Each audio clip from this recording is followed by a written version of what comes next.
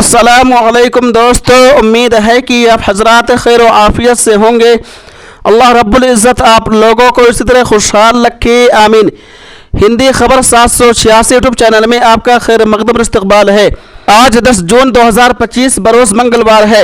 गाय के नाम पर मुसलमानों को मारे जाने पर जनाब असदुद्दीन अवैसी साहब आग बगोला हो गए और कर दिया बड़ा ऐलान। दोस्तों आइए, जनाब असदुद्दीन अवैसी साहब ने गाय के नाम पर मुसलमानों को मारे जाने के ताल्लुक से क्या कहा है, बगैर किसी तमहीद व ताखीर के पूरी बातों को जान लेते हैं, सुन लेते हैं। हैदराबाद आल इंडिया मजलिस इत्तेहादुल मुस्लिमीन AIMIMA के सदर और हैदराबाद के रुकन पार्लियामेंट असदुद्दीन अवैसी ने हैदराबाद और दीगर अजला में गाँव रक्षक चौकसी पर रद्द अमल जाहिर किया।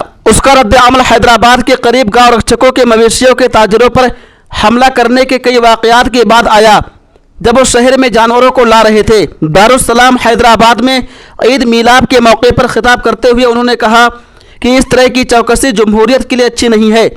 हुकूमत की जिम्मेदारी है कि वह ईद उल अज़हा से कबल अमन व अमान को अपने हाथ में लेने वालों के खिलाफ कार्रवाई करे।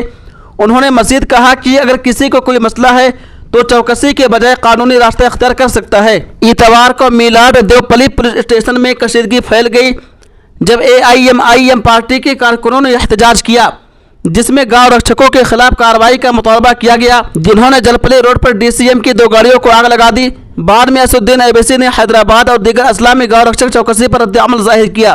तो दोस्तों यह है मुकम्मल खबर कि आज जो है मुसलमानों को इंडिया के अंदर, हिंदुस्तान के अंदर गाय के नाम पर मारा जा रहा है, गाय के नाम पर कत्ल किया जा रहा है।